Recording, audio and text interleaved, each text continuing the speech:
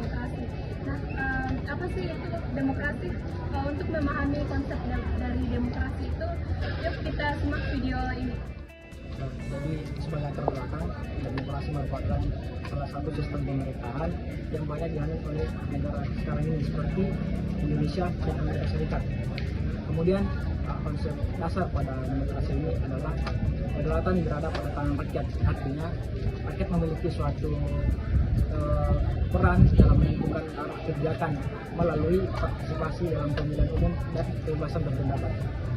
Secara etimologi, demokrasi berasal dari kata demos yang berarti rakyat dan kratos atau kratein yang berarti kekuasaan. Jadi demokrasi adalah kekuasaan rakyat. Ada 5 model yang dikemukakan oleh David Head. Yang pertama, demokrasi klasik adalah warga negara seharusnya menikmati kesetaraan politik agar mereka bebas memerintah dan diperintah secara berbeda. Artinya warga negara harus dijamin kesetaraan politiknya, karena di dalam negara yang menganut sistem demokrasi, kesetaraan politik itu sebagai pilar utama dari demokrasi tersebut. Dan yang kedua, demokrasi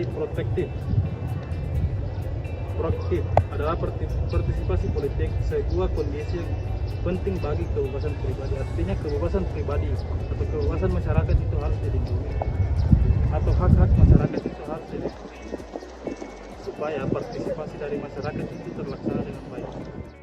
Ketiga itu republikanisme dan perkembangan adalah para warga harus menikmati persamaan politik dan ekonomi agar tak seorang yang dapat menjadi penguasa bagi yang lain dan semuanya yang dapat menikmati perkembangan kebebasan yang sama.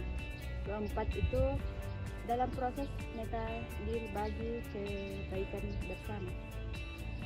Demokrasi protektif yaitu para penduduk yang membutuhkan perlindungan dari pemimpin, begitu pula dari sesama untuk memastikan bahwa mereka yang memimpin dapat melaksanakan kebijakan dan kepadaman dengan kepentingan secara keseluruhan. Demokrasi developmental yaitu partisipasi dalam kehidupan politik penting tidak hanya bagi perlindungan individu, namun juga bagi pembentukan rakyat yang tahu mengabdi dan berkembang. Keterlibatan politik penting bagi peningkatan kapasitas individu yang tertinggi dan harmonis. Selanjutnya, unsur-unsur demokrasi. Beberapa unsur demokrasi yang dikemukakan oleh para ahli adalah sebagai berikut. Menurut Sargen Limon Toer pada tahun 1987, yaitu keterlibatan rakyat dalam mengambil keputusan politik, tingkat persamaan baik antar manusia, tingkat kebebasan dan kemerdekaan yang dimiliki oleh warga negara, sistem perwakilan dan sistem pemilihan ketentuan. Demokrasi menurut Afan Jafar yaitu akuntabilitas, rotasi kekuasaan dan rekrutmen politik yang terbuka serta pemilihan umum dan hak-hak dasar.